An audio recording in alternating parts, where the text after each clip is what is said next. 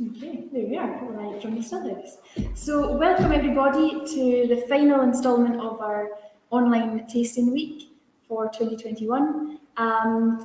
This week of tastings has replaced the physical Campbelltown Malts Festival, which we would all normally be enjoying about this time of the year. So, I hope you've all enjoyed it and everyone's had the chance to take part that was interested. All of the tastings will be available to watch back at a more convenient time as well. So plenty of opportunity to have a wee look back as well. So my name is Nicole, Lindsay. I'm part of the sales team and doing the marketing at the distillery at the moment.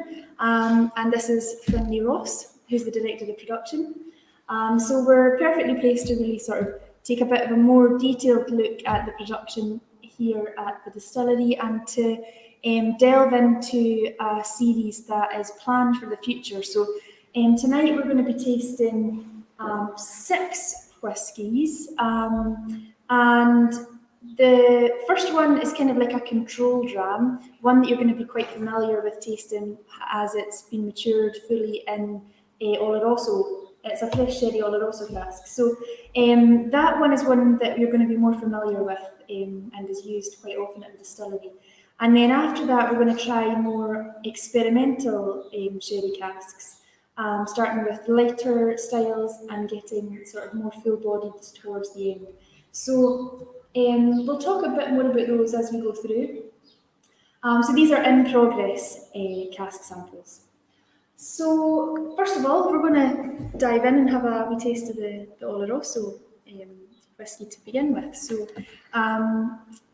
Findlay, you are obviously handling all of the filling sort of recipes that we do here at the distillery, and primarily you're using bourbon and fresh bourbon and fresh sherry casks, and generally speaking, all Oloroso. Is there a reason why we're using primarily Oloroso style sherry casks? Yeah, I mean the filling recipe for Springbank is traditionally about 50% first fill bourbon, 30% first fill sherry, which is almost entirely been Oloroso, and then we've got another 20% that are either refill or historically we've been able to get a hold of some other interesting casks we would fill into that. So from that perspective, bourbon and Oloroso is the sherry type, very common in the whiskey industry. We're not doing anything too dissimilar from anyone else. I think historically, there's a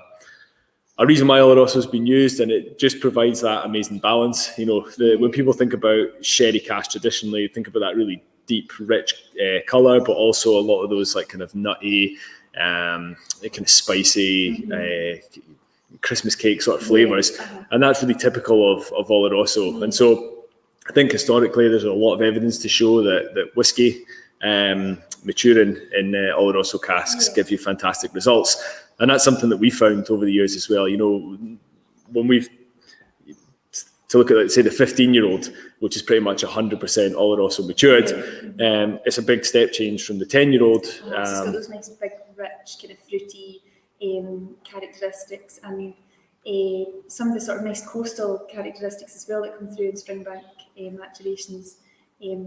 Because all the whiskies mature in here, I would assume, and you get those nice coastal flavours coming in. Yeah, you get an influence there of everything being matured on site. But for anyone who's a big fan of Springbank, and I'm assuming if you've paid money to watch this, you are.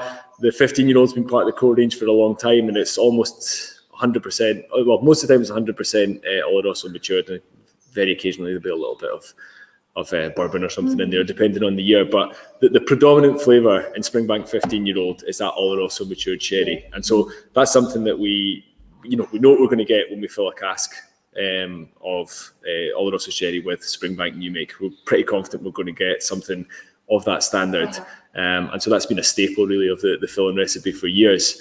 So I think the one we've got here, as you mentioned, is entirely matured in Oloroso, and as you mentioned, it's a sort of control sample. So as we run through this tasting tonight, it's very much a look behind the curtain at a project that's in progress that we are monitoring as we go. And so you guys are kind of joining us a stage of the process where we look at these whiskies and we say, okay, how's everything progressing and looking.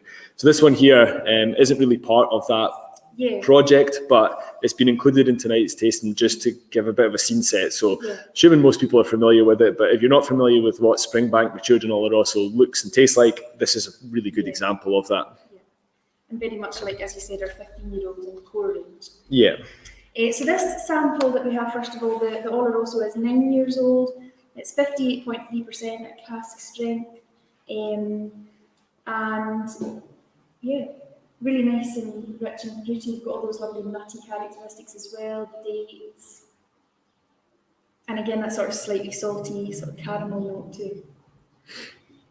Yeah, we ran through, there's probably about a parcel of 10 casks from this year, and we ran through them, and this we felt was the best representation. You know, we felt it really showcased the springbankiness of the dram, but also gave you a really good indication of what the Oloroso's doing and the kind of flavours that you're going to get from an Oloroso matured whiskey. Nice. So that's I started with the familiar one. So moving on from that, we're going to taste a range of different styles of sherry maturations, really, or finishes, really. And so this is something that's planned for a more sort of experimental series, you were saying yesterday, and sort of highlighting, I suppose, the differences between the sherry types.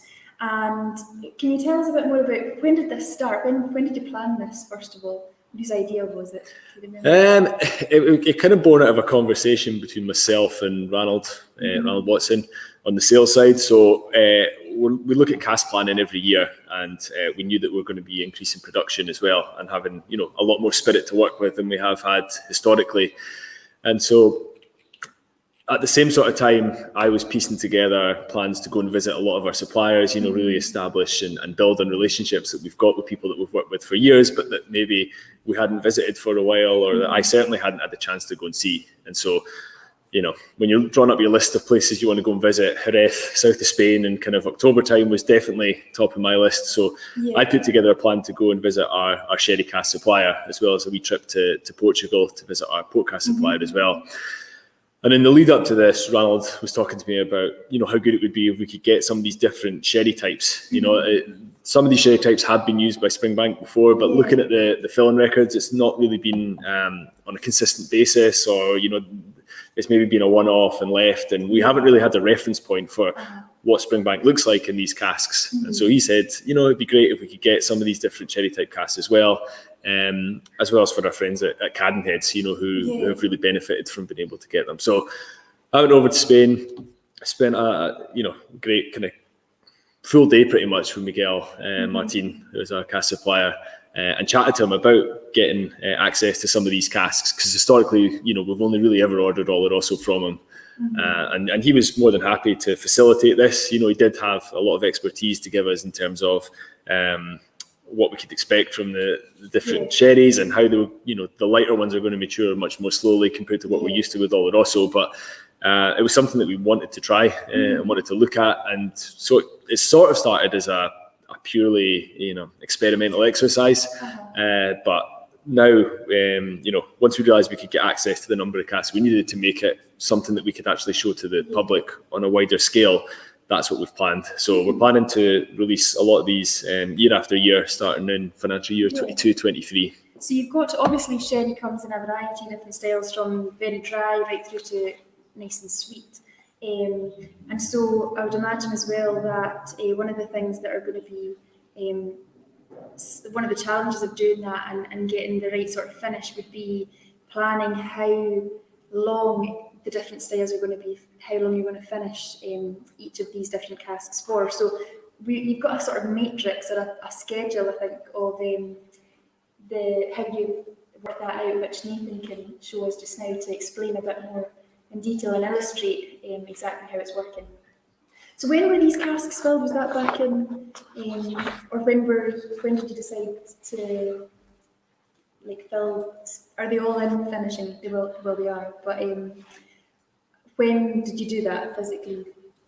So that trip was kind of tail end of 2018. So by the time we were able to kind of get the order in and get everything sorted out, it was into 2019. So all of these have been filled in the kind of calendar year 2019, and so they've all had about 2 years worth of maturation here. In terms of what we're planning on doing, I think initially I maybe had an idea about, well, why don't we just put loads of new make into all of them and run them side by side and track them? And paraphrasing slightly, but the Ranald's face when the thought of a Springbank maturing for a full 10 years in PX being a way of us to be able to identify the flavours, you could tell he wasn't too keen on that, because PX is, as we'll get onto later on, is big and bold and sweet, and it can very much overpower a whiskey, even a new make spirit that's as kind of robust and complex as Springbank. And so what we did was we had a look at what was available in the stock, and we saw, okay, there's actually enough parcels of casks starting in 2012 working our way up to be able to kind of schedule these in, and so that we're getting the shortest second maturation with the PX right down to the longest with the Fino, and we felt that would give us a staggered sort of it'll give us a nice reference point all the way through. So primarily we wanted to keep an eye on the PX because we just didn't know how far that was going to go, and we wanted to make sure we were able to produce something that was going to be distinctly Springbank but have the PX influence rather than just like a totally PX overloaded whiskey.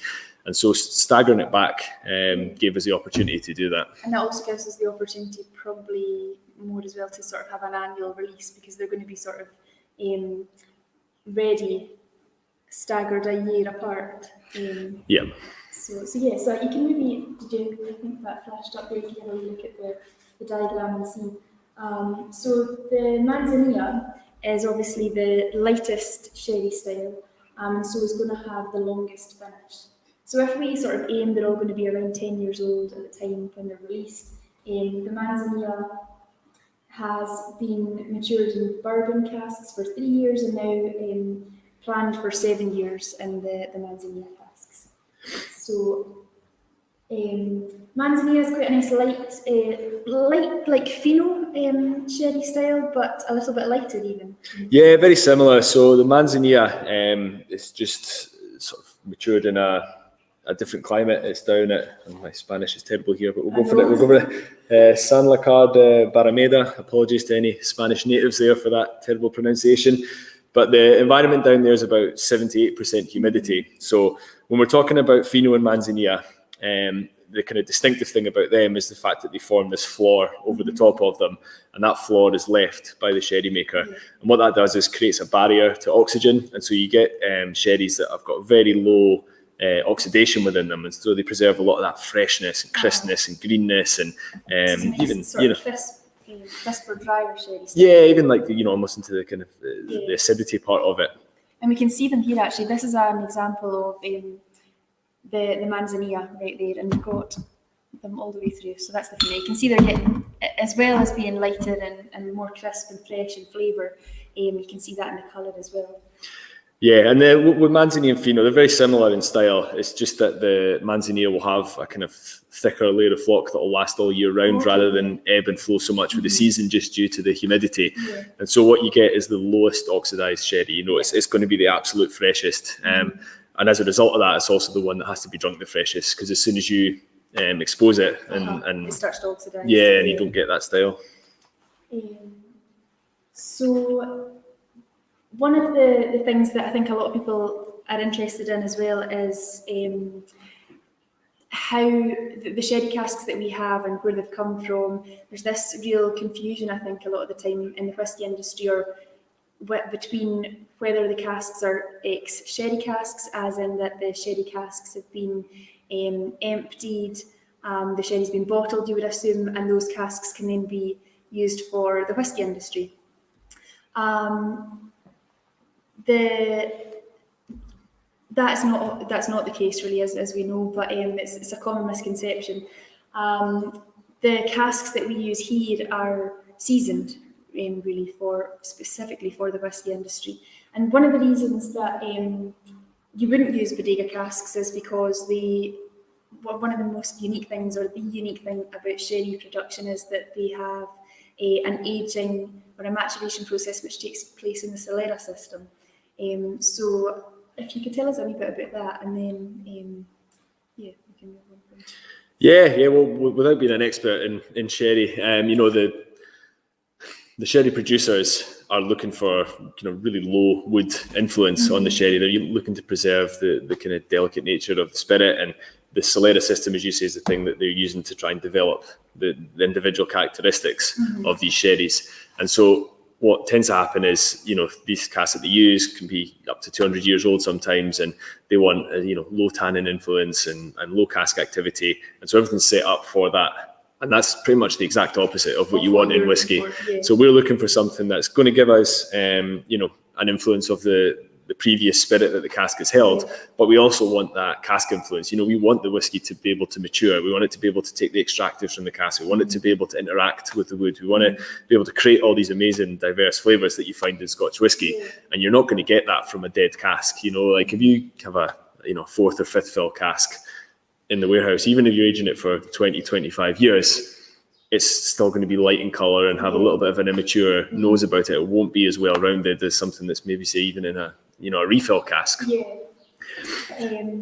So the reasons that we would equally, we wouldn't use the bodega casks because they're not so much available to us, because the bodegas are wanting to use them because they would like to have the sort of protecting the yeast strains and things like that, and the wood as well. So often they can be up to about 200 years old of bread, so pretty amazing. But equally different requirements in the whisky industry for what we want in our casks. And that active wood is important. Yeah, that's key to the whole thing, really. Okay, so has anyone opened that up? Have you I've had a wee bit try? Manzanilla. The Manzanilla, it's really nice. I'm almost getting like a banana kind of note on it. But we have nice butterscotch, the sort of Highland toffee, buttery characteristics coming through. Yeah, I mean, as we run through, we can have a chat about the sherry cask maturations individually, but we've been really, really happy with the results of everything so far. I think the thing that we didn't worry about it, but when we went to look at it after maybe, like 6 months, a year, 2 years, we didn't really know how much of an influence these lighter sherry styles were going to have on the whiskey. And we've actually been pleasantly surprised. There's a real integration there, but there's also a complete diversity across this spectrum. I hope, that comes across as we're tasting these drams tonight. And have you tried, have we had Manzanilla casks maturing at Springbank before, or was this the first? No, there's historically been some Manzanilla, Fino. If you look back in the records, that there are examples of all these casks that have been used and products bottled off the back of that. But to my knowledge, this is the first time we've really made a concerted effort to get a lot of these casks on site and look at an experiment like this. And the other thing we're doing is we're also filling some new make into some of these casks as well, just so that we've got examples of fully matured Manzanilla Fino in the future. And that's something that, once we get a handle on how everything's going here, it's something that we hope to be able to continue and maybe release some limited release products off the back of that. And we actually sent a few tasting packs over to Miguel in Spain, and I read in some of his comments this morning that he thought it was maturing himself really well. He'd enjoyed having a wee nose of them earlier today. Yeah, I think the big worry with these lighter sherry styles, especially maturing in Scotland, is that it's not as warm. You're not going to get as rapid an interaction between the whiskey and the wood. And so I think his worry when he spoke to me was that we maybe had the expectations that we were going to get the same results we got from Oloroso in the same period, which we never expected anyway. But he obviously didn't want us to go away disappointed. But certainly, everything I've tasted that we've matured in these cask types, and even a lot of the Cadenhead stuff that's maybe only had a year and a half, 2 years, we've got fantastic results out the back of it. And have you got plans for those to be released, or are they? For the Cadenhead stuff, I mean they're just maturing on in the background. So there's already been some Cadenhead releases using some of these different sherry cask maturations, and that'll continue on an ongoing basis, which is nice because it's great to see how it works in different ways. So the next dram that we have is a Fino, finishing in the Fino.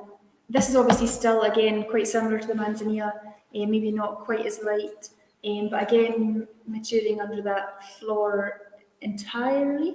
Yeah, it'll ebb and flow. So the intention is that it never disappears, but with the seasons, it'll kind of ebb and flow. And so what you'll get from that is a little bit more oxidation.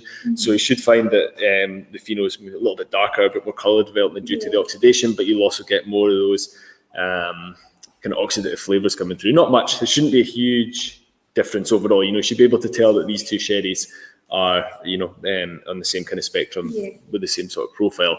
But just a little bit more oxidation, but it's very much light and fresh and dry as well.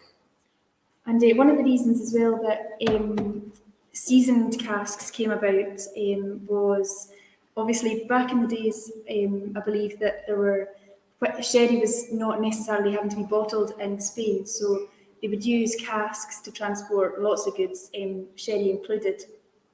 And so casks were being sent to the UK to transport the sherry. We were obviously big sherry drinkers here. And when they were emptied, the whisky industry were using these to mature their whiskies in. So there was obviously quite a lot of cask available at the time. But I believe it was from the sort of later in the 1900s that the transport casks were no longer available because the sherry industry put in new legislation had to be bottled in Spain. And so there was a lack of these casks then going on. So this is when there was a few different sort of ideas, wasn't there, about how to replicate the flavour profile you would get from these transport casks. And I think you mentioned one or two, or one of them yesterday, they were filling the casks with a sort of really viscous kind of concentrated sherry. The Pack Surette style, yeah. I mean, I think when looking at these ones here and chatting to Miguel, I think one of the questions we got asked was about, how's the whiskey industry coping with the fact that, sherry isn't as popular and people aren't drinking as much? And that's something I put to Miguel as well. And he kind of said, they're connected industries, but totally separate. So the industry to season sherry casks is totally separate to the one to drink it. They go down totally different routes. But the point he was making was that the two can kind of feed each other. So the more people get to try whiskies that have been matured in different sherry styles, interesting people in drinking the sherry. Yeah, it might push them on and say, okay, that's amazing. I really like PX matured whiskey, so let's delve into PX a bit more, or Manzanilla or Fino, whatever. So I think it's difficult. It's difficult for all industries. He said that it was on an upward trajectory before the pandemic, and then everything it's kind of taken maybe a wee bit of a hit there. But yeah, I think in terms of the seasoning process and what we're getting from there, it varies how long the sherry's in contact with the wood, depending on the style, but it's about 22 months, give or take. It can be a little bit shorter, a little bit longer. And so we can kind of delve into a bit more of the detail about what's happening there later on. But I think these first two drams, the Manzanilla and the Fino, I say are very much, in the same category. And these were the two that we wanted to give the longest time in contact with the cask, because we just didn't know how it was going to go. But we're really happy with how this is progressing. Nice. I hope everyone's enjoying this so far.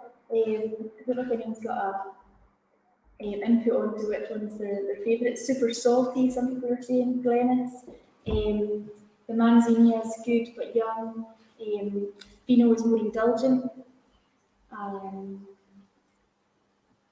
So I think Ian's asking, so most likely seasoned. Yeah, all of the casks that we use are seasoned casks. Yeah. So, we've very rarely even been offered bodega casks. I think maybe once. There were a premium on them, as you can imagine. But I personally don't think we would get good results using casks that, do not have a lot of life left to give in them by design. You wouldn't go down that route with any other style. You wouldn't start picking out 8th and 9th filled casks out of the yard to fill them. And so it's kind of similar. So the Fino, Finley's been to Jerez to visit our supplier. Our supplier for sherry casks is Nicole Martin, and he was really happy to give us some input on tonight's drams and things like that. So I hope he's sitting at home enjoying them along with us.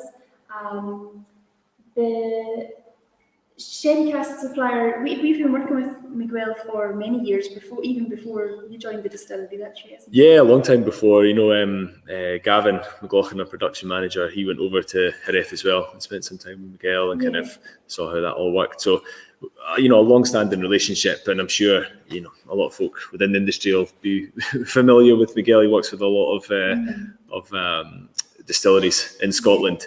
But yeah, it was a really interesting trip from my point of view, because I had a sort of base knowledge of sherry, but without any, experience of being over there. So and you've just been the once so far? Just the once, yeah. The plan was to kind of go maybe every 2 years or whatever, and then something happened in the last 14 months that kind of prohibited. What's the main purpose for going to these things? Is it to keep up relationships, or were you sort of wanting to really see how they do things there and learn a bit more about it in detail? Or? Yeah, it's both of those things. So part of it's to build up an understanding. Like if you go and visit somewhere, and I'm sure anybody who's ever come on a tour to Springbank will, attest to the fact that people can talk about what the distillery's like, but once you come down here and set foot in it and see it all in action, it really brings it to life, and it gives you a different appreciation for the whiskey, I think. Yeah. And so it's similar in a sense that, we were getting these casks from Jerez, from Miguel, but I'd only ever communicated with him via email, and, I'd never been to the site and seen how everything worked. And for me, everything that we are supplied with in order to help us make whiskey, it's important for us to understand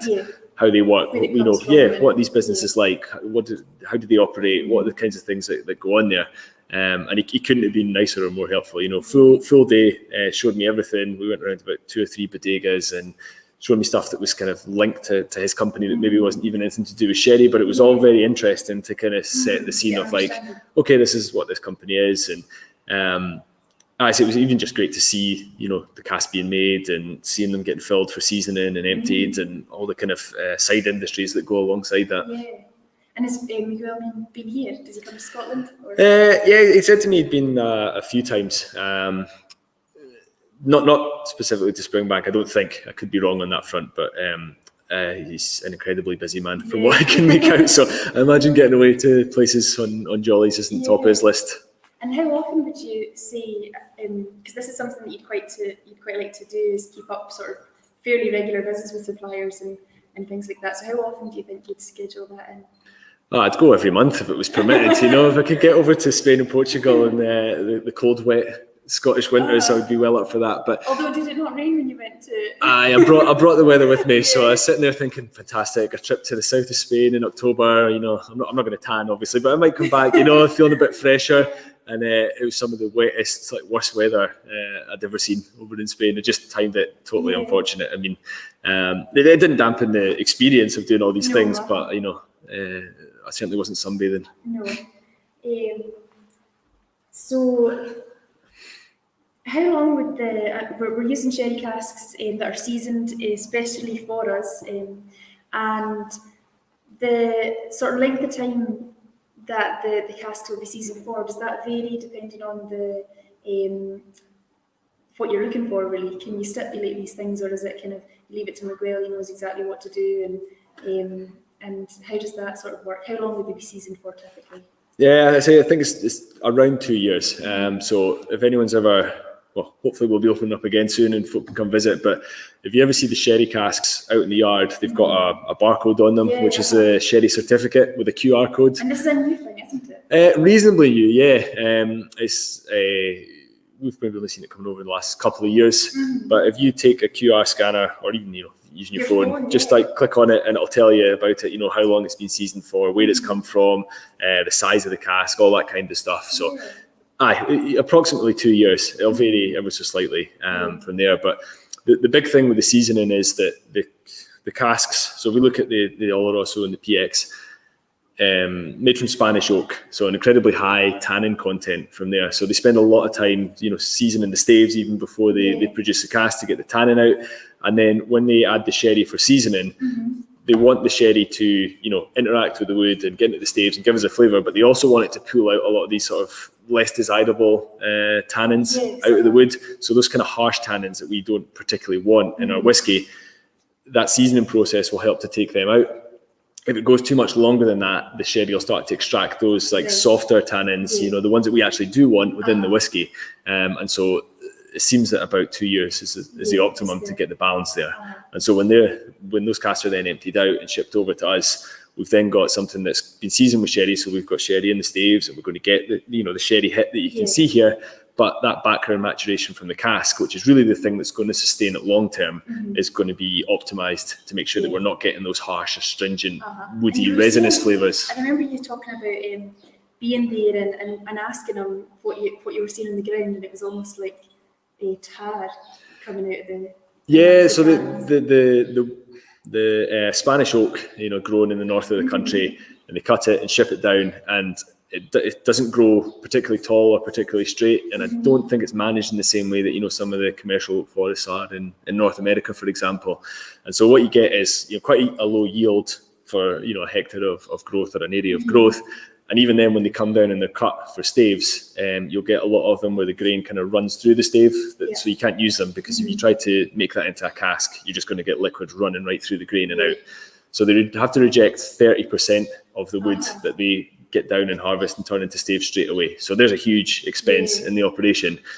On top of that, there's so much tannin in the wood that they just leave it outside to season. And I was walking past a big pile of staves, and I thought they just newly tarred a bit of ground. I was asking Miguel, I said, "Oh wow, that's like really dark. Do you have a damage to the ground there?" And he said, "No, that's the tannin coming out of the wood.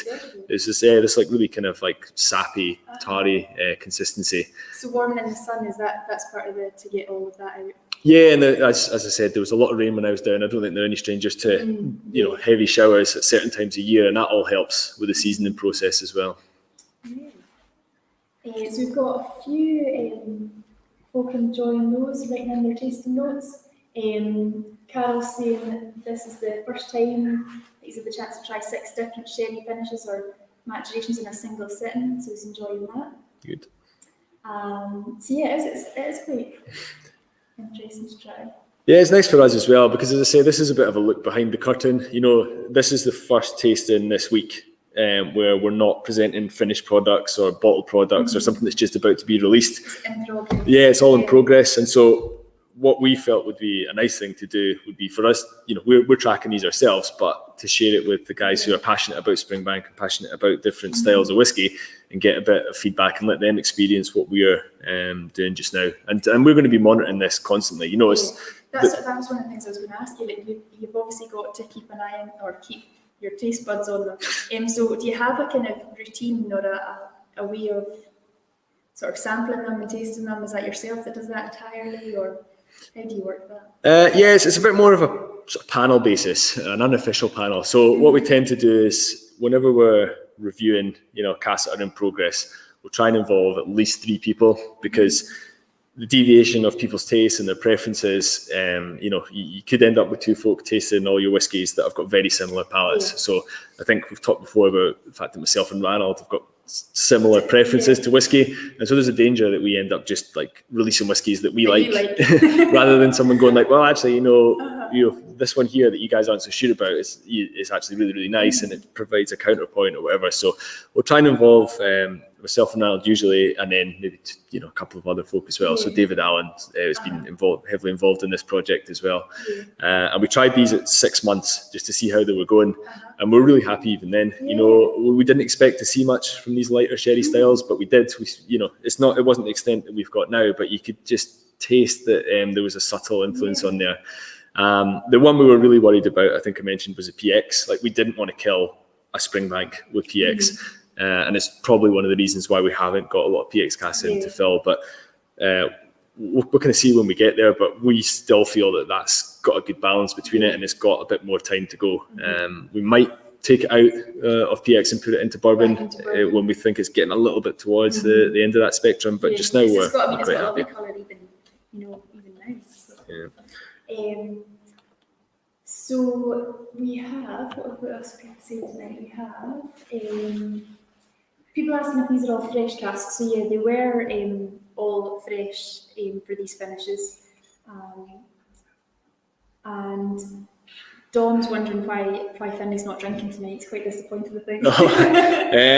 A couple of reasons. I'm actually a little bit under the weather. I'm kind of taking a few different concoctions to kind of get myself up to get through this. So I couldn't actually taste them even if I tried. My nose is pretty blocked and my taste buds are pretty dulled down. Yeah, and Ruth's saying she thinks these are really promising, exciting things to come. So yeah, these will be planned as annual releases, or that is the plan at the moment anyway, over the years to come. So you're getting a sneak peek.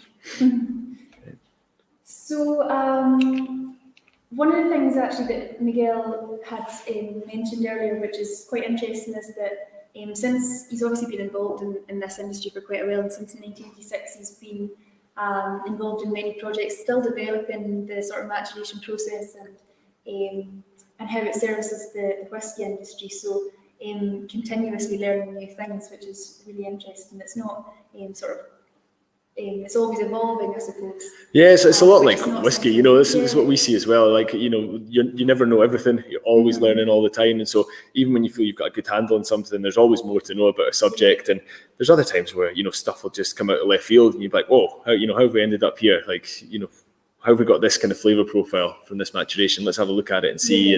And I think if you think you know everything about something, you're going to get left behind pretty quick. And then Colin's asking if these are going to be single cask releases or did we fill a few casks of each? So yeah, these are going to be part of a more limited edition of a larger number of bottles in a single cask. Yeah, probably on the kind of long row red end of the spectrum. So not a massive global release, but hopefully enough to allow people to get a chance. 12,000 bottles or something. Somewhere around that mark, yeah.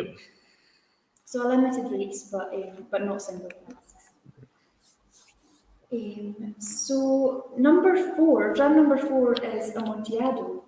And Amontillados are, can you tell us a bit more about the process of producing an Amontillado? Yeah, so the Amontillado is basically, similar kind of start to Fino, but instead of allowing that floor to grow, they just fortify it to a higher percentage ABV to kill the floor. So you don't get that blanket, you get much more oxidation, and so what you get is a darker colour. You're going to get much more of the sort of nuttiness and more of that richness that maybe people traditionally assume with kind of oxidised sherries. So this is us getting into the more oxidised styles. Yeah. And you can see that clearly sort of in comparison with the colours there. And I would imagine as well in the flavour profile. So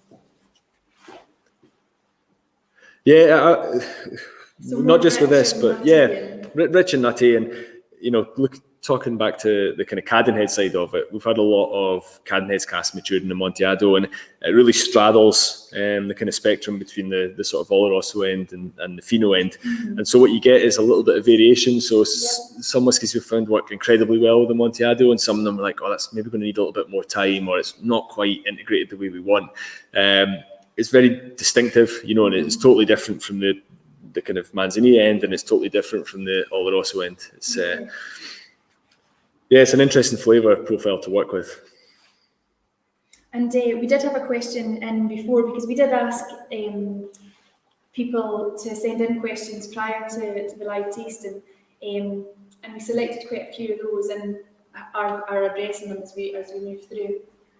One of the things that someone had asked was, why is it that typically or generally in the sherry industry the casks are always toasted rather than being charred like they are in the bourbon industry? I suppose that's more associated with. So sherry casks toasted rather than charred, is that because of the different product, different methods, like you're looking for different sort of styles and flavours coming from the wood? Yeah. So, with either of them, the principle is kind of the same. It's all about opening up the wood, the grain of the wood. It's all about creating some of those lignin degradation products when you toast or char the cask. So when you're charring, which is traditionally in the bourbon industry, what you're doing is creating a layer of charcoal, which is almost acting as like a filter. And so it's really good at removing a lot of off flavours from bourbon maturation. And the American oaks typically got kind of more oak lactone, but less tannin in there. So you'll get, that traditional flavour we know from bourbon casks of that vanilla and toffee and the kind of tropical fruit side of things. On the sherry side, they don't want to they want to open up the cask. They want to get rid of some of those harsher tannins, but they want to preserve some of the desirable tannins that we're looking at. Integral for us to mature the whiskies, isn't it? Yeah, that's the thing that's going to give it, a lot of body colour. It can be on that sort of bittering, astringent spectrum, but it provides an aspect of maturation that's really desirable. And so it's just different ways of working. Different products, different methods of getting to that.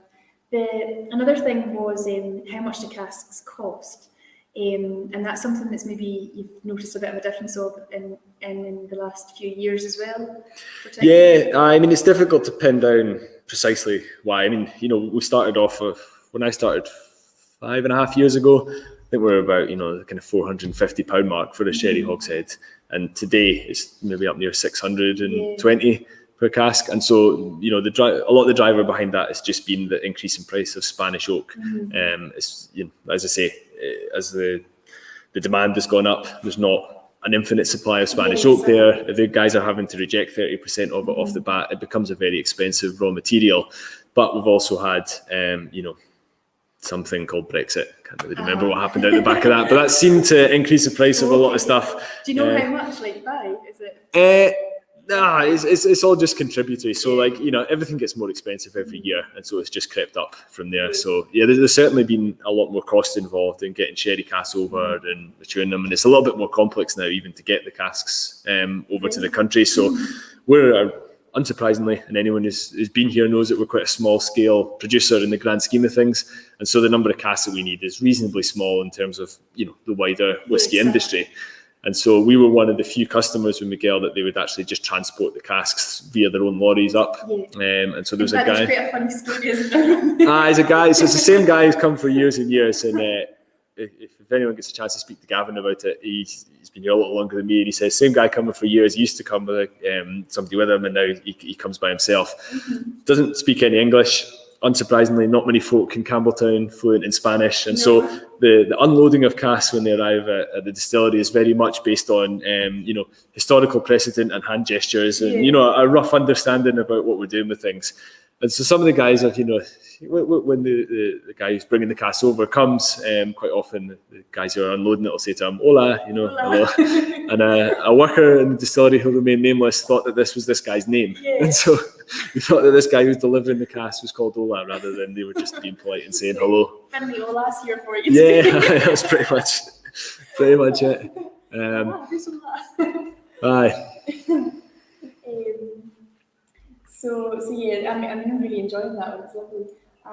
The Amontillado, the people are getting hyped up though for the Palo Cortado, I must admit. I think they're my kind of people.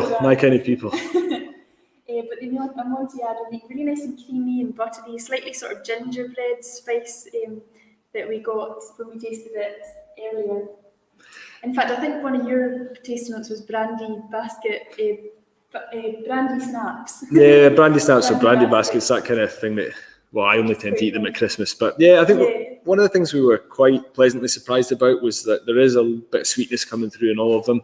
Even the sherries at the drier end of the spectrum are given like a sweetness and a body through it. And, I think there's distinctions all the way through these drams. They're all unique. They've all got their own characteristics, much like the Oloroso. It's really what you're aiming for, isn't it? You wanted to really, I assume, see or taste some differences between them all. That's to really show a style and a finish, like stand alone each year, something quite different. Yeah, and if they all tasted the same, there'd be no reason to use different cask types. So, but I'm much like with the Oloroso. We ran through probably about 8 casks of each of these that were lying there, and we've picked out the ones that we feel are the best representation as a single cask just now. More what we're going to aim for when we vat the recipe together. But by the time we vat all the casks we've got maturing together to make a product, we're going to get something that we hope tastes like this, but it might, move a little bit around, up or down.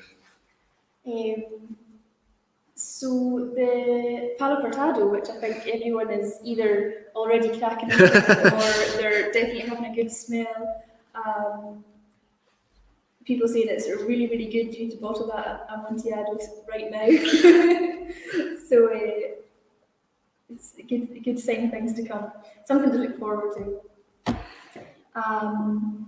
So the Palo Cortado now, this is a kind of delicate, it's a balance between Amontillado and Oloroso, I believe, because the process is really, it's a bit more unusual listening to the Palo Cortado, and I think that's why people are sort of a bit more excited about it, perhaps in the chat, because it's more unusual. It's a more rare sherry to. Yeah. I think historically it was a bit of an anomaly in terms of it being accidental. So they were intended to be Fino sherries. They were intended to get that floor on them and go through the kind of Fino process. And for whatever reason, some of these casks they didn't develop the floor to the extent that they maybe wanted, or the floor started and then it died away and it went to that kind of like grey colour rather than yellow.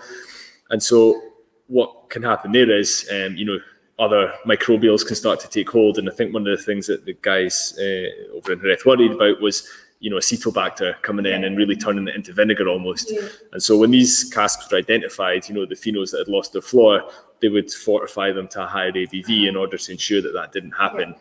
So that kills the acetobacteria. It kills the floor, which is obviously on the way out anyway, given that it was kind of turning grey, but it prevents it from spoiling or going any further. So what you end up with is a little bit of the floor at the start, and whatever the characteristics of that are, and then you get a lot of oxidation out the back of it. And I think putting my cards on the table, every time we've tried something from Palo Cortado, and this goes for a lot of the Cadenhead stuff that we've done second maturations in and finishes in, they've always been up there with my favourite styles. I think it just seems to work really, really well, and I don't think that this Springbank's any different. I think it's one of the best examples, of all of the ones in terms of when we tried, 8 casks to pick the best. This was the hardest to pick because they were all so good. It was very difficult to say that one was distinctively better than another. This was just one that we felt would be good to show. But I mean,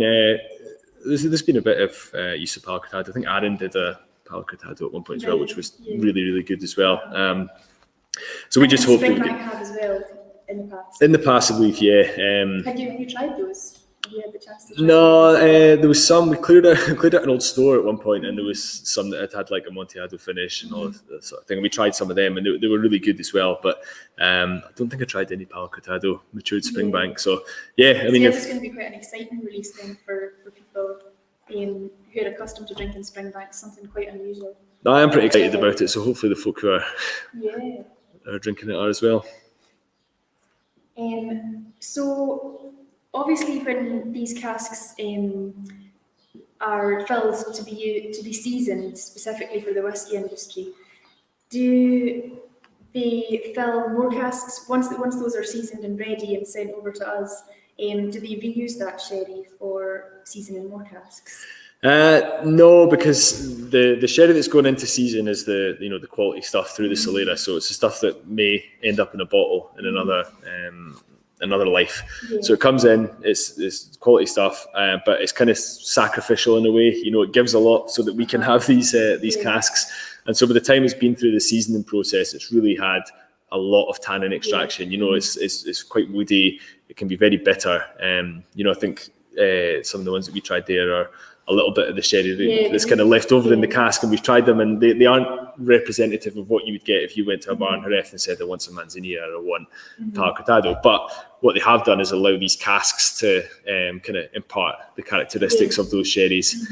So when I was over there, right beside where they were seasoning casks, there was a sherry vinegar processing plant, and so a lot of the sherry that was coming out of these seasoned casks was going over there. Used as a sort of byproduct, a way of using, not wasting it, I suppose. And I think from when we were kind of speaking or communicating with Miguel earlier, he was suggesting that the other options you could have would be to distill it and end up with a spirit out the back of it. And he also had a very short in the details about how certain winemakers could do certain things with it. So I don't know what that would be, but I imagine that they'll not let it go to waste if they can help it. So that's the. Now I think I don't know, but I would guess from the chat. Nathan, do you have an idea of what the favourite's been so far? That one there. Yeah, we're winning. That's good. You know, that's quite good to know, because this was also, I think, mine and Ranald's favourite. So you know, maybe we're missing something. Maybe we should just pick everything if this is this is the result it's getting. We've got Shane's asking if we've got any muscatel or cream sherry in play. We don't. It's not really something we've inquired too much about. You know, we'll see how we get on with these, and we can maybe expand to that. A lovely mouthfeel with the Palo Cortado. A few people have actually said that. Best so far. Yeah. No, that's good. Manzanilla's a favourite as well. So yeah, everybody tries things differently though, and has their personal preferences, which is part of the fun of it all. Yeah, and I think as well, you know, there's kind of horses for courses depending on what mood you're in.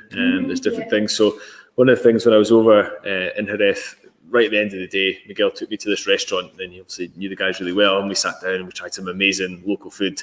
And they also had a cask of Manzanilla that they could just draw the Manzanilla from, and it was honestly absolutely superb. Yeah. It was brilliant, and you know, that was just the perfect thing at that time of day. I think we were eating seafood and, you know, things that just went really well with it. Yeah. And I think the kind of whiskey is the same. You know, like I say, Palo Cortado is my favourite so far, but there'll be times a day or different occasions where you might think, I actually fancy the Manzanilla matured or the Fino matured. And then we have the final dram of the night is the PX, which you can see clearly is like much richer, it's darker, and quite viscous. I mean, even when you sort of do this in the bottle, it's quite syrupy and coats the bottle. So PX is something that we have used before. Is that something? I mean, I see PX whiskies quite a lot. It seems to be something that I think maybe because it imparts such a rich colour and sort of bolder, richer flavours, that something that a lot of people are maybe drawn to. Yeah, and I think it's something historically that Springbank has stayed away from to a greater or lesser extent, and I think part of that is because it's so bold, it's so big, it's so sweet, it's so dominating that, you know, if you've got something like Springbank, which is a very distinctive style, a very distinctive new make spirit, and a very distinctive spirit character, the last thing we want to do is just completely overpower it and overwhelm it. And so this was the one we were most worried about. You know, we weren't worried about the lighter styles, but we just didn't know how long it was going to take for them to have an influence. This was the one we thought, you know, we might. Kind of the reason why we tried it after 6 months was like, maybe 6 months is going to be enough for this, you know? Maybe 6 months with PX is perfect. And we tried it and we thought, no, it's got a lot to give. You know, like the PX is there, but it wasn't really integrated at 6 months either, but it also wasn't dominant or overpowering.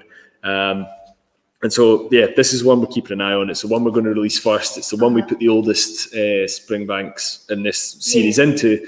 And we'll just monitor this all the way through. And how often will you sample that one? Or how many times have you done it so far? Quite a few, yeah. No, I think this year has been a really good kind of experiment, because obviously the festival bottling that we've put together is a PX, and so we had to try probably about 20 casks. Had to try about 20 casks to make sure we got the recipe right. And so we've actually probably tasted this. You know, the PX casks way more than all the other ones, and so we'll have a look at it again probably in about, I don't know, 3 to 4 months, maybe in the summer before we go into our new financial year. We'll look at it again and we'll say, right, how's it going? And we've got a reference point now. Okay, this is what it was like in May. So let's see, like 3 months down the line, what do we think? Is it progressing differently? Is it getting too far towards that PX scale? I'm kind of hopeful that we can leave this right the way through to when we want to bottle it. That was the intention, and that's what I hope anyway. Yeah, you said as well you could consider maybe putting it back into bourbon until it's ready, instead if it gets too much of that sherry. Yeah, which is, you know, we're at about the slow things down a wee bit. Yeah, we're getting towards the 2-year mark, or we're at the 2-year mark now. So if we wanted to, we could put it into refill bourbon again for a year and just level it out. But I personally don't feel we need to do that just now. Do you ever find that with sherry maturations, it can in a way sort of bring out more of the smoky or the peaty characteristics in the whiskies? Someone was commenting, is it a more peaty spirit that we're using for these because they're getting more of that peaty note in the dram? Yeah, well, I think, you know, especially at the lower end of the spectrum, you've got a double whammy there. So you've got a lighter cask influence straight away with the Manzanilla and the Fino, but it's also younger spirit. And so the kind of peatiness of the the spirit is starting at a certain level and then it's diminishing as the years go on. So you're probably getting a double whammy there. You know, I think the ppm of Springbank has probably crept up a little bit over the years, just through you know, a change in the peat supplier, you know, maybe about 15 years ago or something like that. Between sort of 10 and 15. Yeah, that's it. Aye, so it's not been adapted to produce these. No, these have just been you know, standard Springbank maturations. But I think being at the younger end of the spectrum, it's always going to have the most peat influence is going to be on the new mix spirit, and then it's going to diminish over time in cask. I think as well, you know, there's a lot of complexity going on in these maturation processes, and there's maybe flavours from the sherry that are kind of complementing the peat or producing similar sorts of reaction. You think, wow, that's really peaty, based on that. Yeah. And as far as the grape varieties used to produce all of the sherries, this is the only one of the ones that we've tried so far that would be of a different variety. It's got a slightly different production process. So generally speaking, Palomino grapes will be used for the majority of sherries produced, but the PX is made with Pedro Ximénez grapes, and they deal with them a little bit different at harvest, don't they? Yeah. So most of the Palomino style is basically like picked just before they're ripe and then processed, whereas with the PX, pick them and then leave them to dry out a little bit more, so a bit more of a kind of seasoning process in the sun. And so what that does is some of the moisture, or a fair bit of the moisture, comes out of the grapes. Concentrates the sugar. Concentrates the sugars, and it converts, you know, you end up with a lot of unfermentable sugars in there, which is why you've got something that's so sweet, because that drying process is producing unfermentable sugars. And so when it goes through the fermentation process, the ones that can be fermented are, and the ones that can't are left over. And so you end up with this incredibly, you know, syrupy and sweet sherry out the back of it. And I think when I was over in Jerez and went out for a meal at one point, this is just after I'd gone out by myself, and I wanted a dessert, and I saw that there was it was a kind of raisin rum ice cream on the menu. So I ordered that, and they brought it over, and instead of pouring syrup or like chocolate sauce or whatever over like an affogato, they just picked up some PX and tipped it over, and it was fantastic. It was brilliant. I mean, I'm not, you know, I top out quite quickly at sweetness, and PX is just a wee bit too far for me. You know, I wouldn't necessarily sit down and drink some PX, probably like a kind of tawny ports at my top end of the sweet spectrum. But in terms of, you know, what we're able to get from maturing in the casks that have been seasoned with PX, we're pretty happy so far.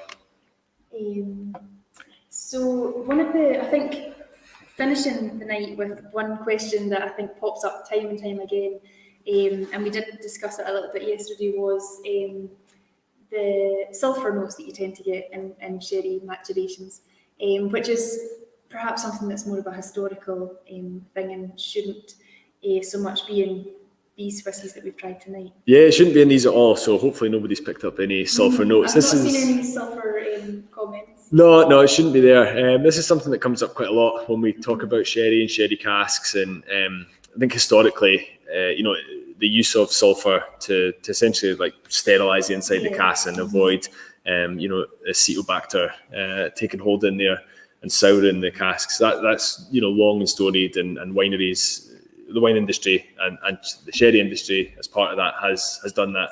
I think there was some it was a misguided, you know, they wanted to send over casks and they wanted to make sure they didn't spoil, and so they used you know, kind of sulphur to be able to kill off the Acetobacter, but the byproduct of that was these kind of sulphur off flavours that you sometimes find in old sherry casks. And we've certainly got refill casks from quite a long time ago, where when we get samples of them, we're like, wow, you know, there's a lot of that kind of rubber band, you know, struck match note about it. And that's not something that you like at all, is it? You're quite sensitive to it. I hate it, I've got a very low sulphur threshold, so like if I taste like a sulphur component in anything, it kind of puts me off straight away.